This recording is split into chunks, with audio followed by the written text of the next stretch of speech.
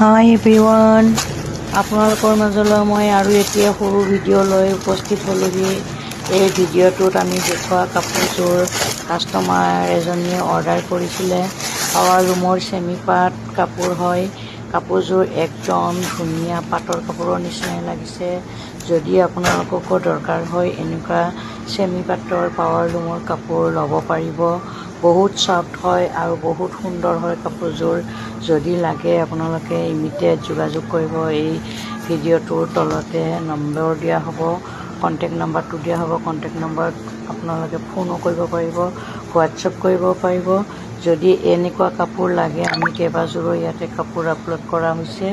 যদি লাগে বিভিন্ন কালাৰৰ বিভিন্ন ডিজাইনৰ পাৱাৰ লুমৰ কাপোৰ আপোনালোকে অতি সোনকালে ল'ব পাৰিব। যিহেতুকে আমাৰ বিহু আহি আছে, এতিয়া বিহুৰ সময়ত বিয়া আহিছে বহুত। ফাগুন মাহ বহাগ মাহত বহুতৰে বিয়া আহে।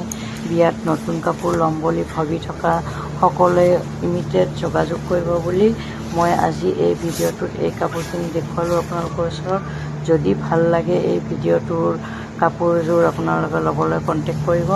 আৰু ভিডিঅ'টো চাই ভাল লাগিলে লাইক কমেণ্ট শ্বেয়াৰ কৰি মোৰ পেজটো ফ'ল' কৰি দিব বুলি আজিলৈ ইয়াতে সামৰিছোঁ। Bye bye.